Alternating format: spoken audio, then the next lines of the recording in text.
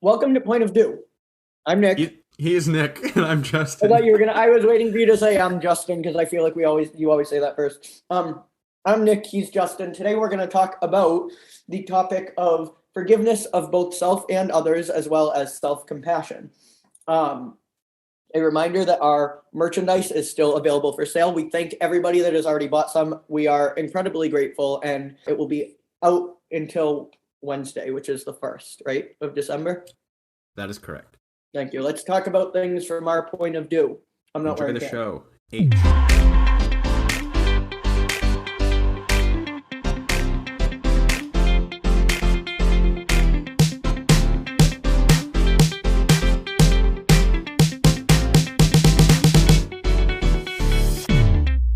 Nick, do you know the thing about, I don't know where it's from, but people say that, oh, if something crazy happens in life or something bad or something whatever, sometimes people will say, oh, it's probably a full moon tonight. Do you know that Yeah, thing that people say? Yeah. Do you know, yeah. like, any idea why?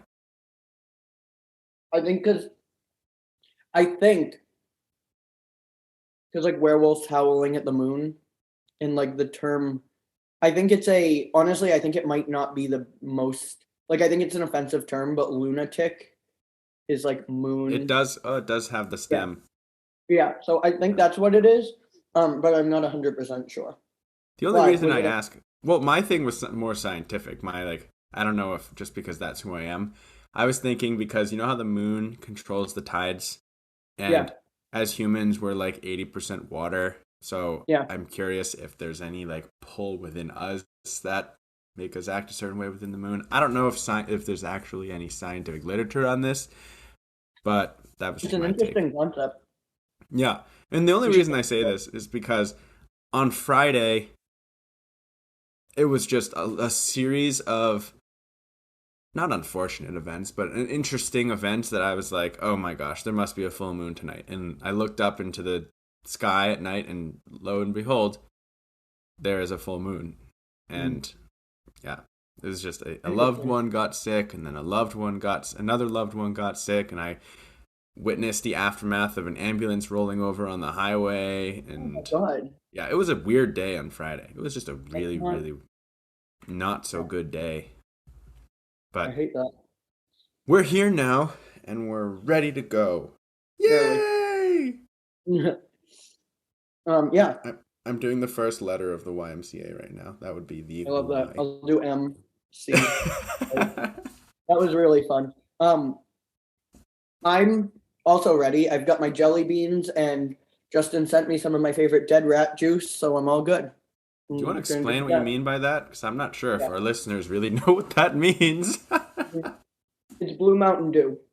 But one time, our producer Dan told us that there was a customer who found rat or mouse in his Blue Mountain Dew, and so we've joked that that's what I drink now, but no, it is just Voltage Mountain Dew at 1 o'clock in the I guess it's the afternoon now. I'm gonna continue to drink it. Cheers. Um, but yeah, Nick, uh, why is your choice of Mountain Dew the blue one of all the Mountain Dews? because it's good. I don't actually like the regular Mountain Dew. I'm not a big Mountain Dew person, to be honest. But the Voltage raspberry citrus flavor and ginseng, whatever that is very good. Yeah. But do you want to? Should I introduce the topic? I'm only laughing because I remember we went from, all right, Nick, you're gonna do a great segue, right? Like on Ellen, and you're like, yes, let me channel my inner Ellen. And now every episode, it's all right. So should we introduce the topic as the segue from the introduction to? Here she is now. Depression. Oh, Segue. whoa, whoa, There's my whoa! segue. Are Um, you okay? How are you no, doing? Are you no, okay? I'm great. I was depressed this weekend, but that's okay, guys. He's gonna kill me, but I was not feeling good yesterday, and Justin literally drove to my house and brought me beef lo mein, which is my favorite. It's really chef's kiss. I ate it in front of him. Um, my dead rat juice, which he knows I love, um, It's Mountain Dew, Blue Mountain Dew for anybody that's concerned. And the Starburst jelly beans, which I am also eating right now, part of a balanced breakfast. Is that how they say it? Yeah, part of a balanced breakfast. Yeah. Yep. So Should we talk about forgiveness? If it sounds like Nick is struggling to breathe, he's just chewing on his jelly beans. Yeah. Yes, and I'm getting my voice back now, finally. It's Because been a last week while. was a little rough. Yeah, it's been a while. That's you know what that's "Break the Ice" by Britney Spears. Um, It's okay. I forgive you. Oh, look, a segue. aside, all right. So today's topic is forgiveness and self-compassion, forgiveness both of self and others. And I'm excited to talk about it. It's definitely going to be a messy episode just because I am not good at this. And also who wants to talk about their mistakes. That's actually like a compulsion Good of at what? mine, When you say good at this, what are you referring to? forgiving myself Okay. for things. Do you Mm-hmm. like, are you good at, I'll start with that. Are you good at, you know what? Let's get to that after because that's like that's the good part that people I feel like The will resonate juice. with. This is the meat Yeah. and potatoes. Mm-hmm. Speaking of meat and potatoes, go listen to episode 17. It's my favorite episode that we've done. Um, okay. Did we talk Do you about think, meat and potatoes? yeah, well, we talked about Thanksgiving a little bit, not that, I mean, turkey's meat. Do you forgive other people easily? My answer would be yes. I do. I forgive people pretty easily and almost to a fault, I would say. I give lots of people different chances, and I think overall it's a good thing because I believe that people aren't defined by the worst thing they've ever done or their flaws or negative qualities. And Mm-hmm. so, yeah, I find that I forgive people pretty easily. It will take time for sure, but you will eventually hear me say I forgive you in one shape or form, I think, if you've hurt me or also if you've apologized. Because I don't know.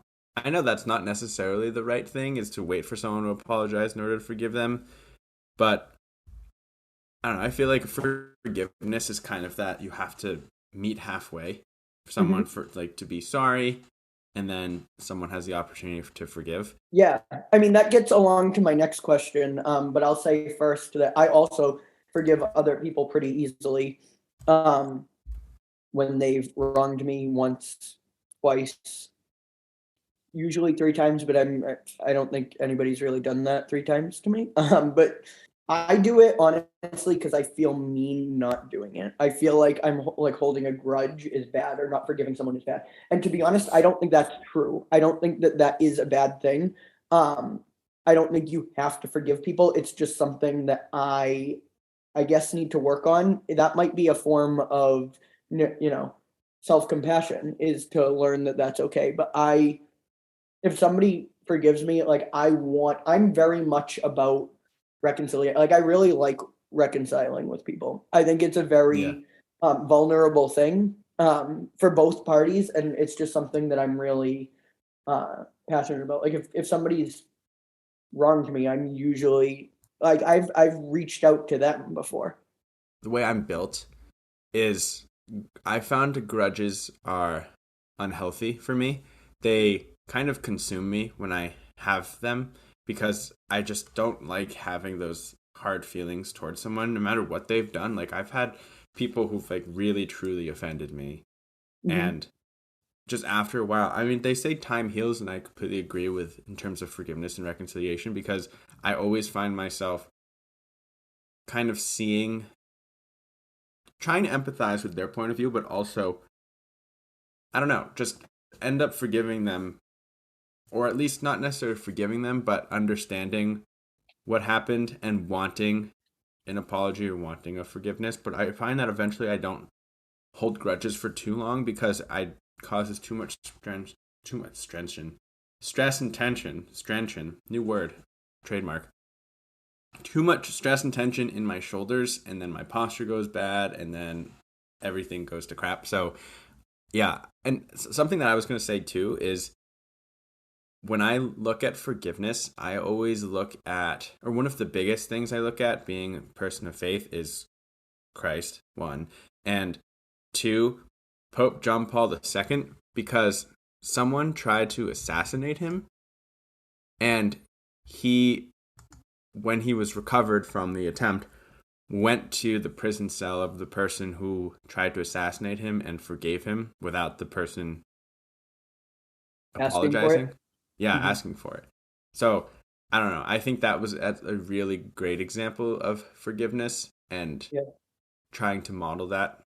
And I just believe that's what we're supposed to do is we're human, we make mistakes, but trying to forgive others for their faults. And I Hmm. don't know.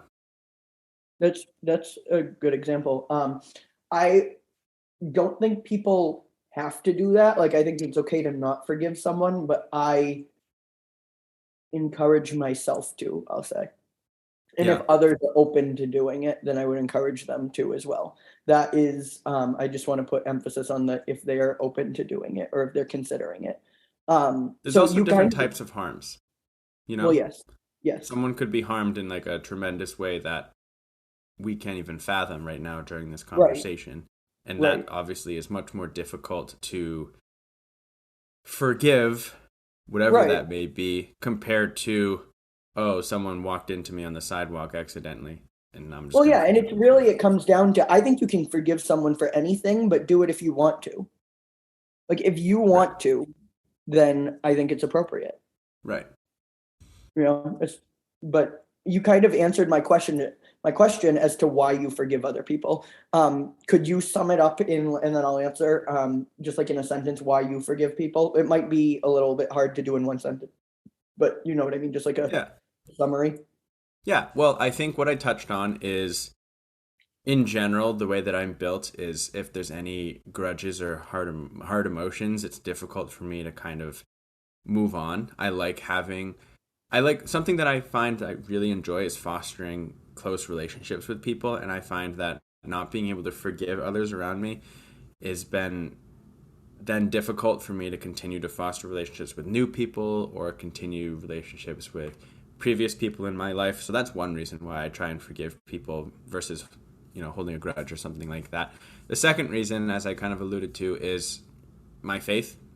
And, I've mentioned before that I'm a Catholic, identify as a Catholic, and the church that, although I have differences with the straight traditional Catholic Church, the faith that I believe in, which is rooted in the Gospels, emphasizes a lot of different types of forgiveness, especially during the life of Jesus. And so I kind of use him as an example, forgiving the tax collector and forgiving the people who crucified him.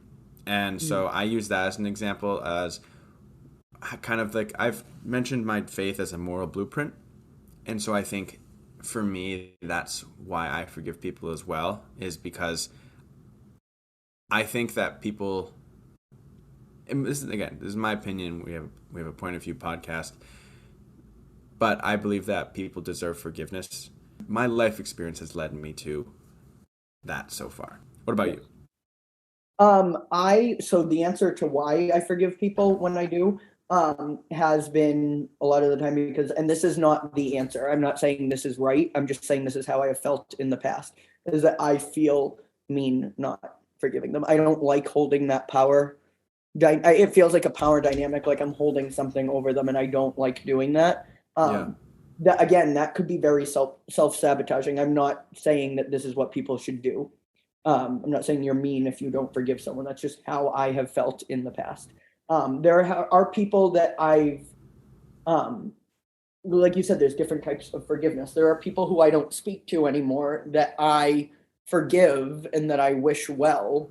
Absolutely. Um, but I'm just not interested in continuing a friendship because sometimes, honestly, if we're speaking bluntly, um, I'll forgive the person, but if the relationship was not self-serving or if it didn't serve me anymore, um, I just might not be interested. In the same way that like I wouldn't be interested in a friend that has just very different beliefs from me to the point that we don't have anything in common and don't Mm. enjoy the same things. Like it's like, okay, I forgive you. I just like am not interested in being friends anymore. It's like, honestly, it's like if we were, I'd be bored, or I wouldn't be getting anything out of it. And that's just me speaking bluntly, but that is, if I am going to get something out of the relationship and it means something to me, then I'm most likely going to forgive, because I do that a lot anyways. I forgive people a lot anyways. But that's kind of the why and the for who, because I want people to know that they're forgiven,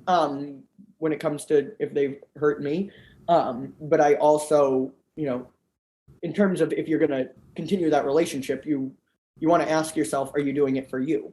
Like, you want to do that for you if you're going to continue the relationship. Right. You want it to be hopefully a mutual relationship where both of you are Oh, of getting course. something out of the relationship. And you bring up a good point about there have been people who I forgive who I might not talk to anymore, or we've grown apart.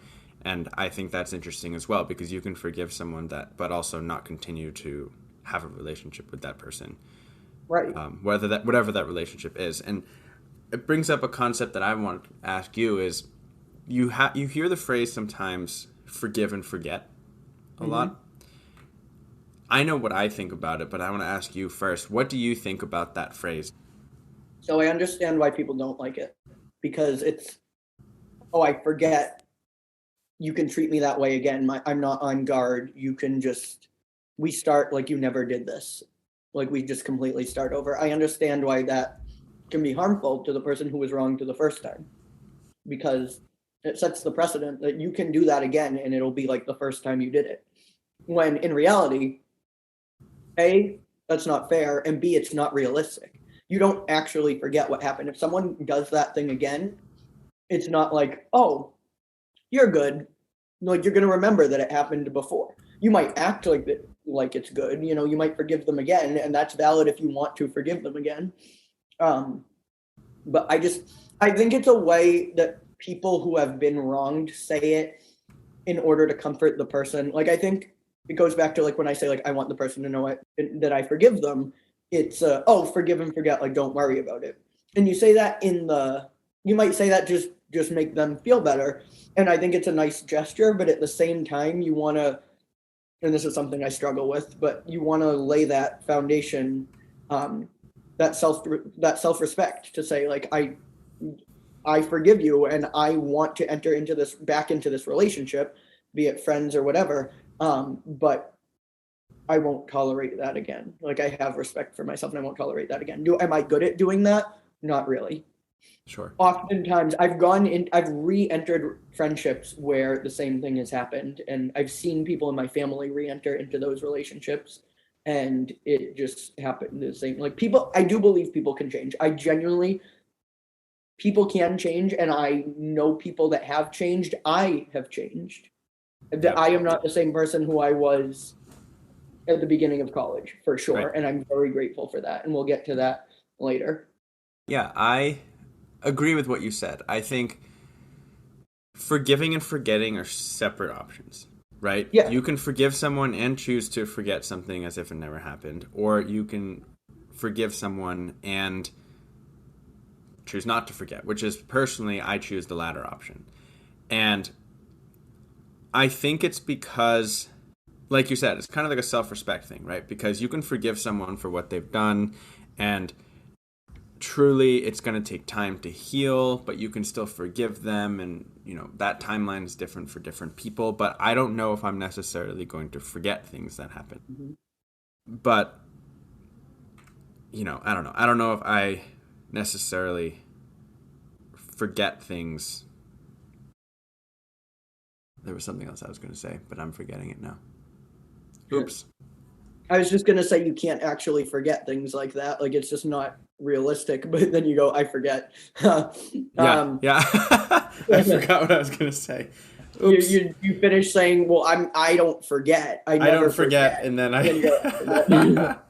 no, but I was going to say, I kind of see forgive and forget as more of like just a saying that people, like I said, people say to like reassure the person if they want to, but it's almost kind of like oh, you got me something. You didn't have to do that. Like, you're being nice. And like, obviously they didn't have to do that, but like, it's just a thing everyone says, like, oh, don't mention it was no big deal. Like, it's just something people say, just like a cordial. Yeah. A cordial saying. thing.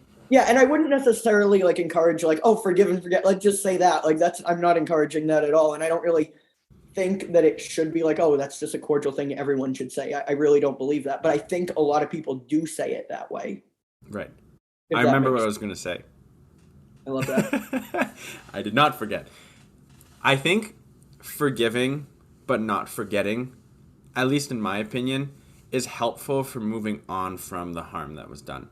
Because Oh I yeah. think you remember if you don't acknowledge that something happened, then it's why even It's gonna talk repeat about the itself. thing that happened if it didn't happen, you know? That's just my opinion. And I think in order to build off of continue to build a relationship when someone has made a mistake or someone has wronged another person, I think it's important to say acknowledge, okay, this happened, but I appreciate this relationship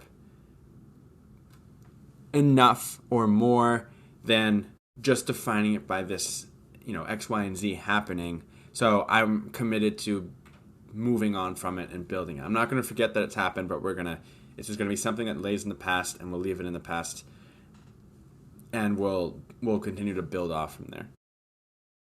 Mhm. Yeah, I And I agree. don't think you can forget in order to build off from something that did happen. No. Yeah, that's true. It's like history is bound to repeat itself if it's not Right. studied. Right.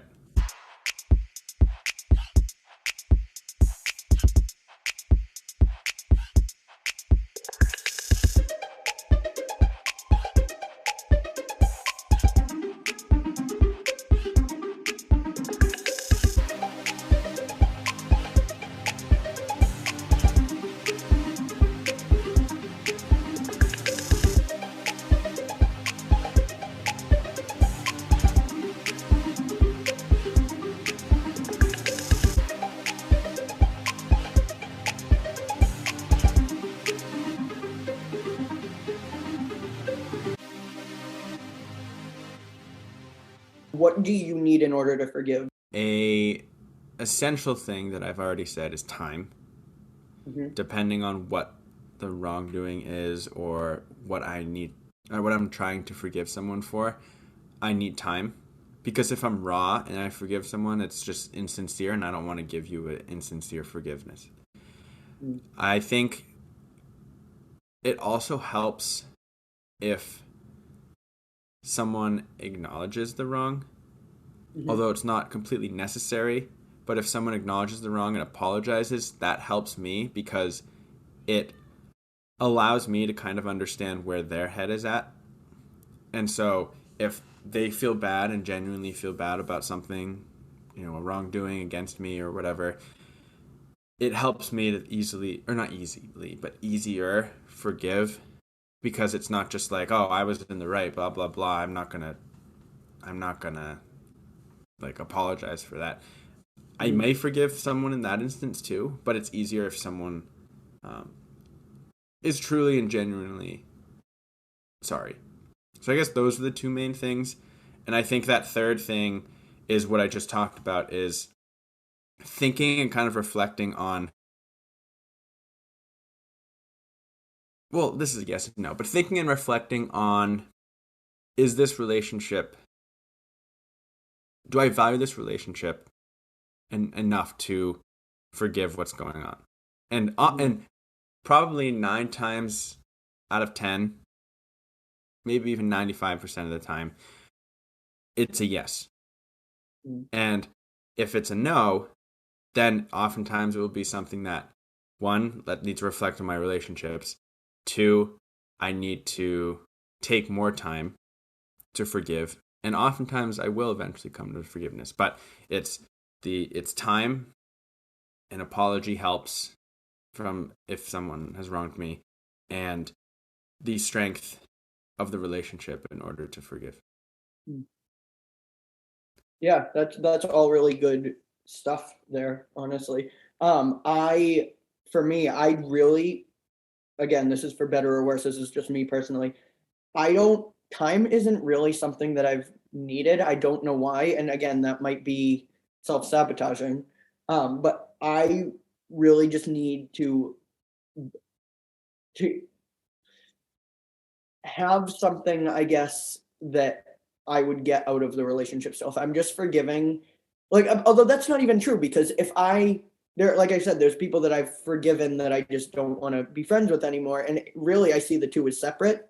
Um, Yeah. but yeah, I guess just an acknowledgement of like what they did and an apology. I hate when people say like, "Oh, I'm sorry that you feel that way," or like, "I'm sorry that you are upset by what I said," because that's like a putting it on you. I'm like, Yeah. even if You you want a didn't. sincere apology. Well, yeah, because even I think you can apologize without thinking that you're wrong, honestly. Because like if you hurt somebody, it doesn't matter. I could say like, "You look great today," and you could say, "Well, I'm actually offended by that. Like that hurt my feelings for this reason." I'm not. This is a drastic example, of course, but I could say, "Oh, I'm sorry, I hurt you." Like say it in the active voice. No, I'm sorry that you took offense to that. Like Yeah, no, yeah, yeah, yeah. no. Right. And I again, hate no. people. It's like, I'm sorry you feel that way. It's like, oh, Yeah, that's not a right. real Yeah, apology. And I'm right. guilty of that too. I'll admit that. I Oh, just I've said we've all said it. Trust me, totally. yeah. Yeah. But I want to shift the conversation to the harder part. Um, do you forgive yourself well? I knew this was coming, and absolutely not.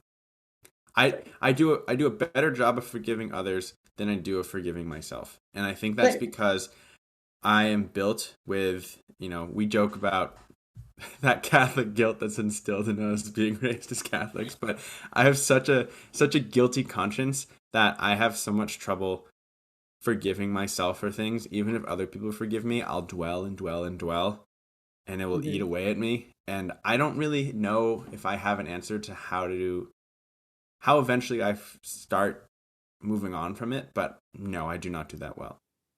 I don't either. Um, I believe not you specifically, but an individual is allowed to forgive themselves literally no matter what they did because no one can tell you, oh, you're not allowed to forgive yourself. That is a power that you just hold as a human. You get to decide what you think of yourself. Sure. Um, so is it easier said than done? Absolutely. And especially I will speak from my experience with my OCD lens. Um, I can ruminate about a mistake that I made 10 years ago and feel immense guilt for it and feel that I can't move on because I don't deserve, you know, a second chance or I don't deserve to, be a part of something better. Like I don't allow myself to acknowledge growth, I guess.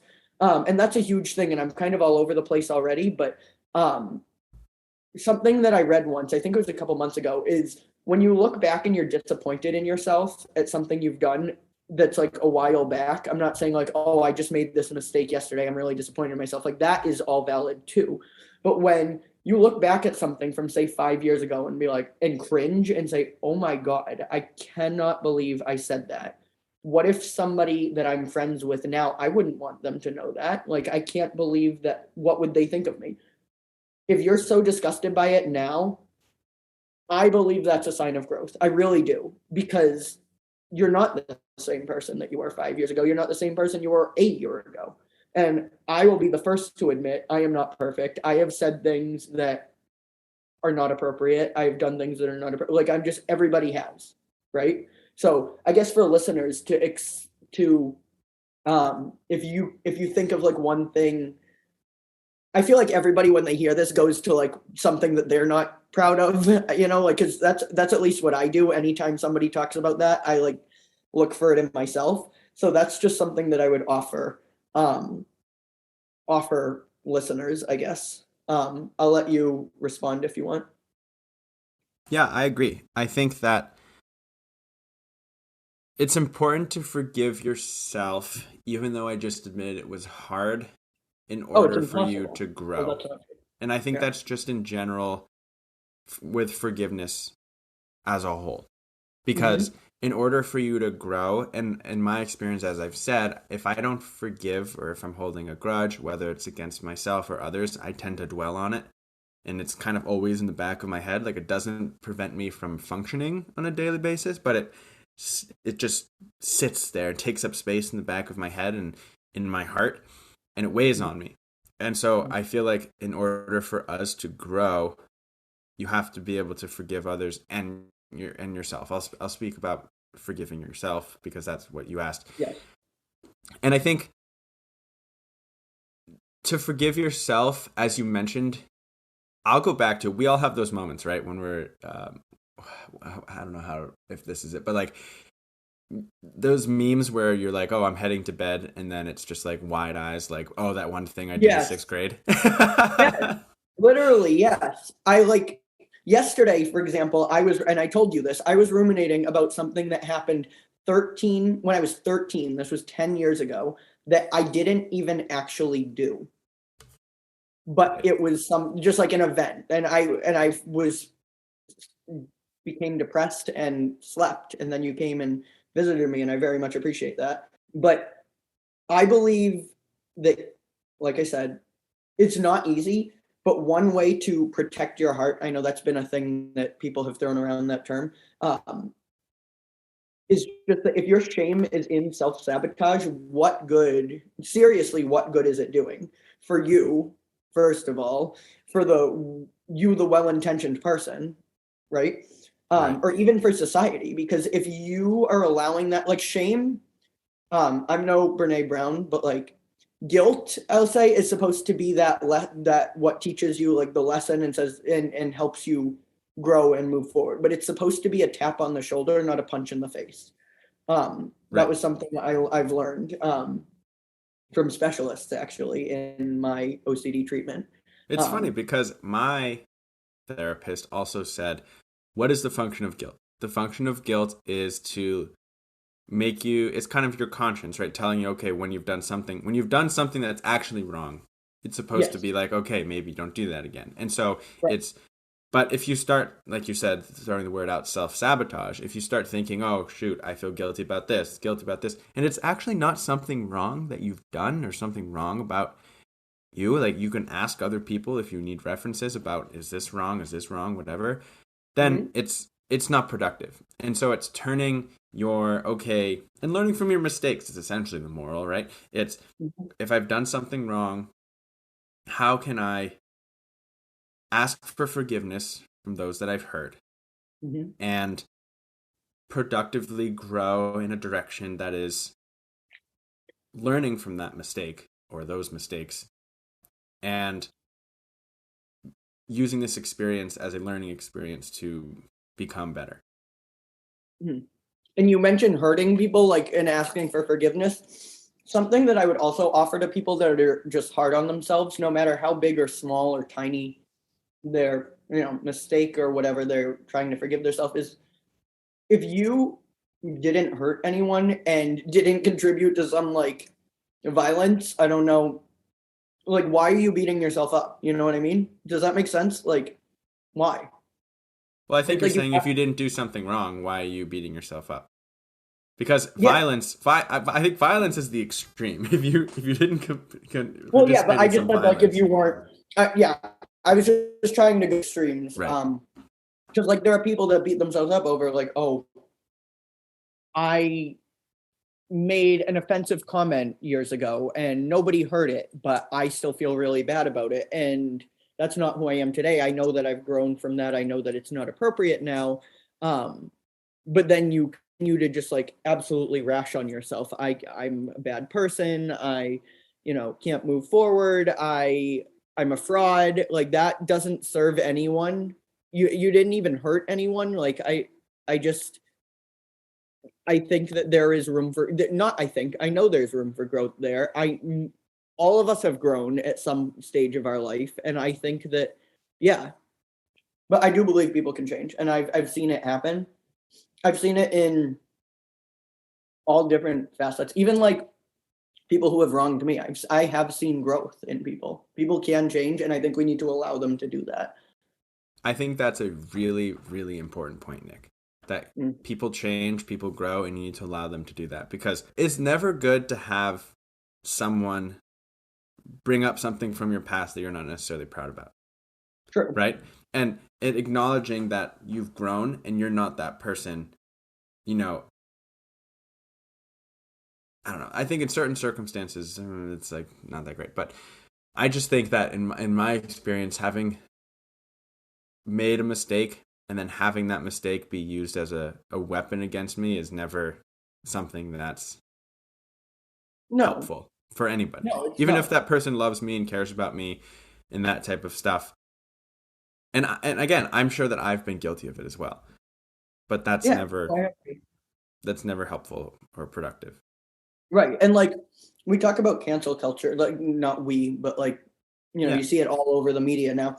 And I don't think it should be as black and white as that. First of all, canceling, what does that actually mean? Because you're not dying. If you didn't commit a crime, you're not going to jail. Like it's what is cancel culture? Like a lot of people say, oh, they're canceled. And then, yeah, they might get, and I'm talking like celebrities, they might get like, you know, flack on Twitter, and that might, be detrimental to their mental health. They might lose a movie deal. And it depends on what they did, like I look back at, do you remember the Kevin Hart controversy with the Oscars? He was yeah, hosting the Oscars. Before I go any further, I just want to say that for people that know me, in real life, I would say that they would agree the comments that I'm about to make on this topic are appropriate coming from me and given my personal life. But the whole thing with the Oscars was Kevin Hart, 10 years before he hosted the Oscars, tweeted something that was considered homophobic. Now, I'm not going to say what it was just because I do believe he's grown, sure. but people were angry when these tweets resurfaced because they said these are homophobic. He shouldn't be hosting the Oscars. He doesn't deserve this platform. And he came out and said, I'm sorry that these happened, that I tweeted this. That's not who I am today. I apologize for them. And I'm not sure, but I believe he had apologized for them before. Um, and there were a lot of people that didn't accept the apology who were very loud on Twitter and believed that he shouldn't be the Oscars host. He stepped down. There were rumors that the Oscars told him he couldn't host, but he went on Ellen, and Ellen said that that wasn't the case. That she actually called them and asked them to offer him the position again, and they said we never really took it away. And he was even hesitant to do it because he didn't want to upset people. But I think Yeah, the thing that was frustrating for me was at one point he started saying, I'm not apologizing for this again because I already did. sure. And that's kind of, I mean, that's okay, fine. You're not going to apologize again, like whatever, you already apologized. But at the same time, like the tweets, they were hurtful, you know what I mean? And they do cause harm. Right. But I think we need to allow people to show growth. I just think that, and again, that's somebody who's coming from a place where it is appropriate to share this opinion publicly. Again, make with that what you will, but I just think that, I don't know, there has to be that room to grow. Otherwise, like who's going to want to grow? If you're going to be viewed as the person you were 10 years ago, like what, it just, I don't know. That might be controversial. We've just looking at it from a different, like we look at that example and then we look at a current example of homophobia with DaBaby.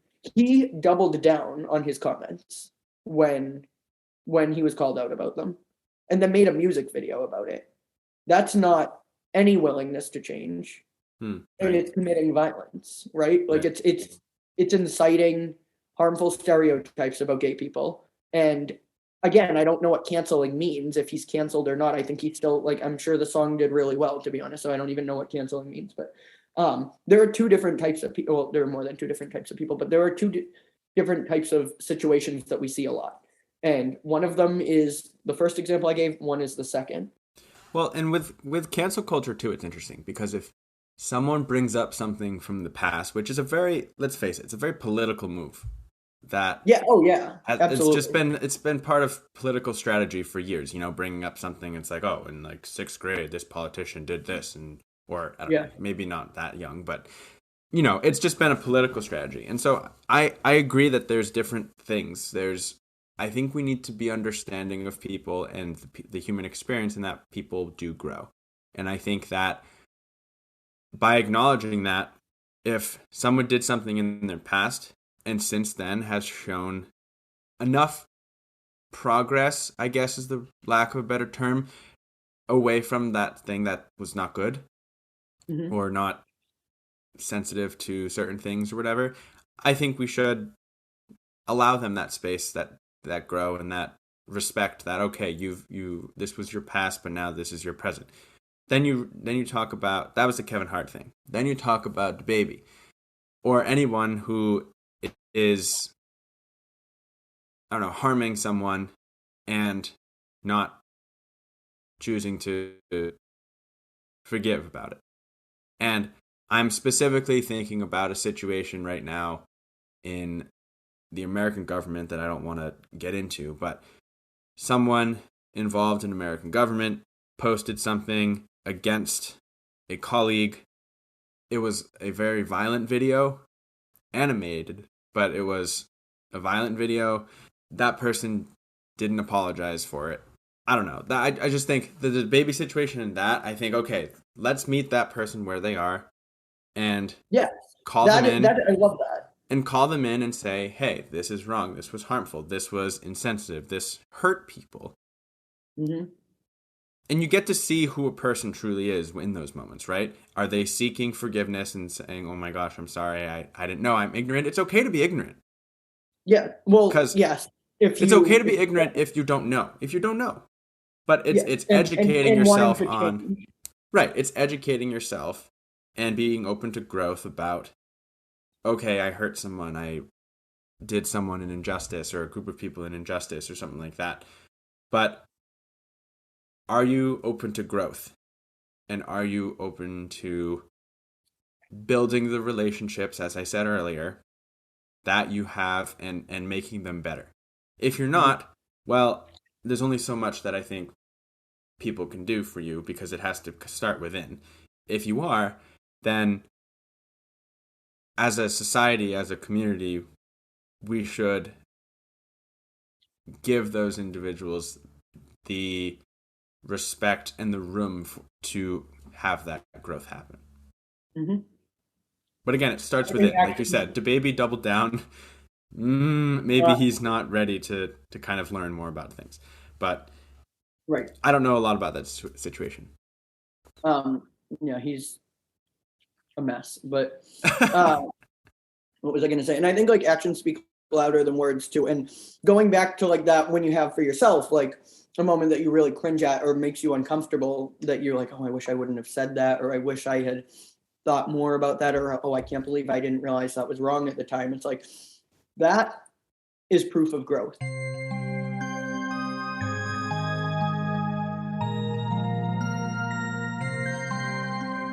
I find that I use a phrase when it comes to forgiveness too much, and it's losing its meaning. And that's I'm sorry. Do you find that you say I'm sorry a lot, and it's sometimes even in points where it's like, why am I've tried to call myself in and be like, why am I apologizing for something? Why am I apologizing for this? But I find I use that word too much, and it's losing its meaning for me, and I'm trying to get its meaning back. What do you think? Yeah, I apologize when somebody walks into me. Yeah. So I agree with you there. Yeah. I don't know. I feel like we need to be better, or at least I need to be better at saying the words or texting the words or typing the words or writing the words I'm sorry when I have something to apologize for, but using something different when there's not something to apologize for, if that makes sense. Yes. Excuse me might be better, like when you walk into, I'm just saying like for right, example of walking into someone, and that's just one example. Right. So we just talked about somebody who was clearly not well intentioned and I think was acting out of evil. But to speak to for a second to the well intentioned person, who has made mistakes or might have anxiety, I think mistakes do, if you've learned from them, make you who you are today, for the better, I would say. And I think radically accepting that and accepting the past, I believe, is a form of self-compassion, self-respect, and also mindfulness. And it can even be a form of justice to the community, because once you do that, then you can get then you can continue doing the work that is important to you, the social justice work, whether that's, whatever that means to you, because there are different forms of social justice, different avenues. So yeah, Yeah. and honestly, none of us are getting out of here unscarred. None of us, not a single person on this earth, are getting out of here with a halo. It's just, Right. it's just not the case. On earth, none of us are saints. So because we originally started this episode by talking about forgiveness, and it got to a very heavy place and a very serious discussion. But that was something that I did want to say before we got to that part. Right. Yeah. And I hope people can resonate with it. I hope people are looking in when they hear this discussion, and maybe forgiving themselves. Because this is something that I struggle with, but I'm very I've been listening to a lot of like Brene Brown, and I don't know if people know Kristen Neff, but she's huge on self-compassion. I believe she's a professor at, I don't know if it's Boston College or Harvard, two very different places. But I'm not sure if we've defined it before on the podcast, but can you define self-compassion? No. Well, Kristen Neff defines it as being there for someone like you'd be there for a good friend. So instead of beating yourself up and saying, "Oh, you're such a loser," you don't deserve the peace that you have. Whether it be a bad grade or whether you insulted someone or said something hurtful to them, like that's not self-compassion. But self-compassion is saying, "Hey, that happened," acknowledging it. It's not what she makes it a very clear point to say. It is not just allowing yourself to just be like it's not, I don't know what the right word is. It's not blind just self-love. It's recognizing your hardships, your trauma, your mistakes, whatever it is, what you don't like about yourself, and recognizing that and acknowledging it and saying, "Hey, I'm here for you. I see this, and you're going to get through this. You're going to get through the storm. What can I do to help?" That type of thing. And she does many talks on it. She has a TED Talk. She's much better at it than I am, as somebody who doesn't forgive and doesn't forget when it comes to myself. I think about one time in college when I made a rude comment to a friend, and they didn't forgive me for it, or they said they forgave me, but they didn't really want to be friends anymore. And this was the first time that I had really been really seen myself as like the wrong person in a fight with a friend, because I always considered myself like a nice person. And that was really, really, really hard for me. I think he forgot about it, but I never did. And I really beat myself up for that for 4 years. I was not very self-compassionate at the time. Yeah. But I like the idea. I do. And it's not the first time I've heard of it, but maybe it's the first time for some of our listeners who listen to the show. But I think self-compassion is really important, and it's a step up for self-care. I find self-care is very much like, okay, I need a mental health day, I'm going to treat myself to ice cream, blah, blah, blah, and make sure that I get the rest that I need. But it's more than just like genuine rest, not just, okay, I'm going to watch Netflix for 5 hours and that will be my rest. But I think self-compassion is a step up, where it's self-care can sometimes be passive, while I feel like self-compassion is truly and intentionally active. Yeah, definitely. In your thoughts and in your actions and in your words to yourself. And that could be, I'm not saying you're talking to yourself, but journaling or something, or seeing yourself for who you are. Yes. And my parents always used to say, our goal as parents is, if you can look yourself in the mirror every day and say that you're a good person, then we've done our job. And I think that's what we have to do with ourselves sometimes too, is understand who we are as people, whatever that may mean for you, and accepting that and loving that about yourself. Yes. And I will offer, so you just raised something in my mind that I learned from someone with OCD who worries, am I a good person? Am I not a good person? And that is not just something that people with OCD believe. And I bring that diagnosis up all the time because it is mine, and it's, what I've lived. It's been my lived experience for the past 10 years. Well, more, but the diagnosis came 10 years ago. But I think a lot of people worry, am I a good person or am I not a good person? And one way to, because reassurance sometimes can make things better in the short term, but not in the long term. Justin and I were actually talking about that last night. But one strategy that this person, I don't even remember who it was, to be honest. She was an influencer and specialist with OCD.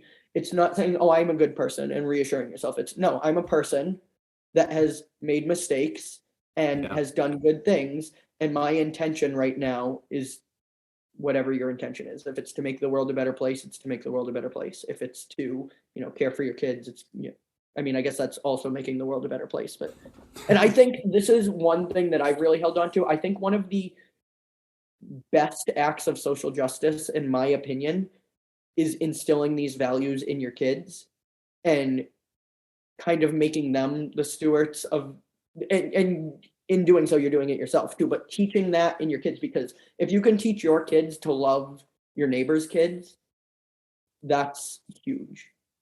And the kids are the future. Like I do really believe that. And it's not even something that you should believe or not believe. It's a fact.